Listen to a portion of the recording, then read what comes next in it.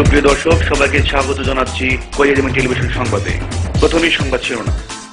সংসদে এসে ওয়াকআউট করলে ধরে পেটানো হবে, বললেন মোহাম্মদ নাসির। সংসদে মার খাওয়ার আতঙ্কে বিএনপি, বললেন ডক্টর মঈন খান। সবাইকে দেশের কথা বাদ দিয়ে নিজের চিন্তা করার পরামর্শ দিলেন কালো বিড়াল সঞ্জিত সেনগুপ্ত। মিডিয়ার সামনে বড় কথা না বলে সংলাপে বসার আহ্বান করলেন উবাইদুল। সংলাপের জন্য হাসিনাকে 500 চিঠি, বললেন খালেদা জিয়া। দেশের এই পরিস্থিতিতে মার্কিন হাইকমিশনারের চরম উদ্বেগ প্রকাশ। এবার বিস্তারিত জানাচ্ছেন হাসান মাহমুদ। দর্শক, দেশে বর্তমানে সবচেয়ে গুরুত্বপূর্ণ বিষয় হচ্ছে সংলাপ। আওয়ামী লীগের নেতারা বলেছেন এই সরকারের অধীনেই নির্বাচন হতে হবে, আর বিএনপি বলছে তত্ত্বাবধায়কের অধীনে নির্বাচন হতে হবে। আর এদিকে আওয়ামী লীগের প্রেসিডেন্ট সদস্য মোহাম্মদ নাসিম বলেছেন সংলাপ হতে হলে সংসদে হতে হবে, আর বিএনপি বা সংসদে এসে ওয়াকআউট করলে তাদেরকে ধরে পেটানো হবে। কিসের সংলাপ? আগামী নির্বাচন শেখ হাসিনার নেতৃত্বে ভিশন 21 বাস্তবায়ন হবে। আলোচনা করতে চান? সংসদে আসুন, কথা বলুন। আর সংসদে আসলে আপনারা ওয়াকআউট করেন, এই সমস্ত গন্ডগোল পাকালে লাইট অফ করে কিন্তু মারা হবে। আমরা কিন্তু সংখ্যাগরিষ্ঠ, মেরে প্ল্যান করে দেবো। কি ভাবছেন? আর আলোচনা আসুন, যদি করতেই হয় তার কাজ কিন্তু আমাদের, তার কাজ কিন্তু আমাদের। আর এদিকে বিএনপির স্থায়ী কমিটির সদস্য ডক্টর মঈন বলেছেন আওয়ামী লীগ সংসদের সংখ্যাগরিষ্ঠ, তারা সংসদে গেলে তাদেরকে ধরে মারতে পারে। তিনি আরো বলেন আলোচনা হলে বাইরে হতে হবে।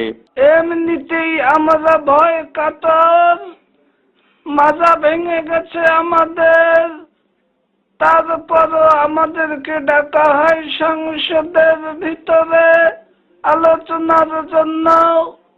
আমরা কেমন করে সেখানে যাব? ওই সংখ্যাগরিষ্ঠ ধরে আমাদেরকে যে মারবে না, তা কেমনে বিশ্বাস করি? আপনারা তত্ত্বাবধায়ক সরকার বিল আনুন, তারপরে আমরা আলোচনায় বসব। এই শর্ত ছাড়া কোনো আলোচনা হবে না, হবে না, হবে না। আর এদিকে দপ্তরবিহীন মন্ত্রী সঞ্জিত বলেছেন মহাজোট সরকার মিশন 21 নিয়ে এসেছে, এখন কোনো সংলাপ হবে না, তিনি সবাইকে স্পষ্ট জানিয়ে দিয়েছেন। তিনি সবাইকে বলেছেন দেশের কথা বাদ দিয়ে নিজে চিন্তা করার জন্য। দেখুন, মিশন 21 তো অনেক দেরি, এর আগে কিসের আলোচনা আমার তো মাথায় আসে না। এই সাংবিধানিক এবং গণতান্ত্রিক ভাবে মিশন 21 আগে আলোচনায় বসা, সংলাপে বসা অবৈধ। আমরা কেন অবৈধ কাজ করব?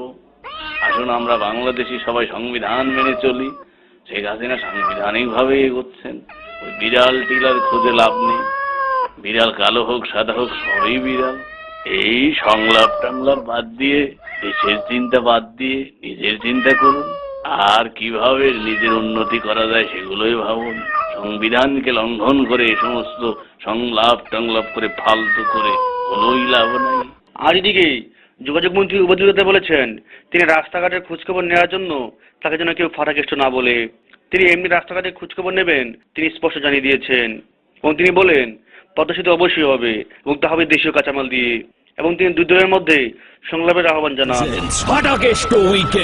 আমি লোকজনকে বলবো আমাকে ফাটাকেষ্ট বলবেন না।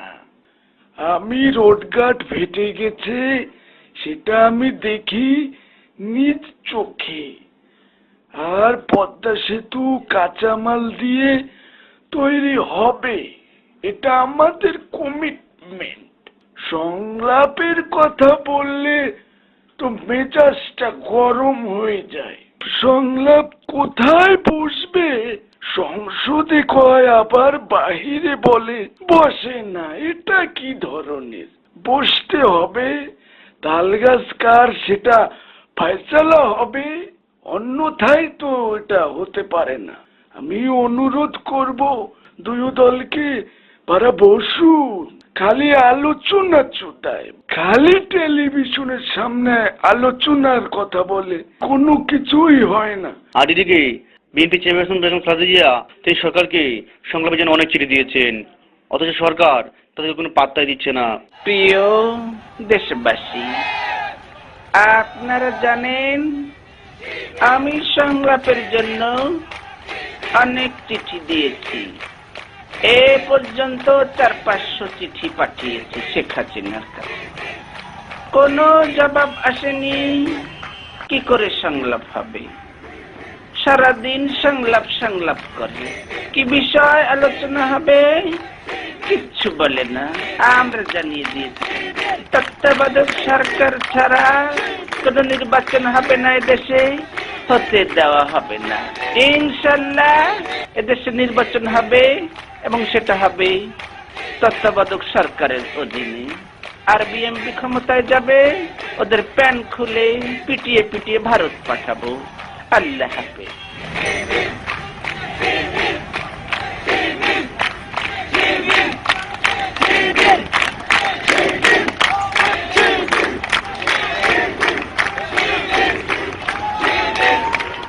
আর এদিকে মার্কিন হাইকমিশনার ড্যান মজিনা বলেন দেশে এখন সংলাপের খুব জরুরি।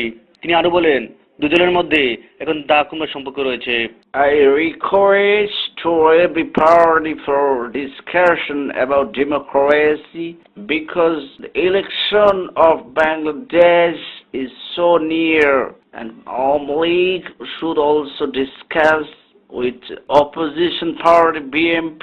I request to every party of Bangladesh to sit down to discuss about their caretaker government or any rule and regulation increase the economic of Bangladesh.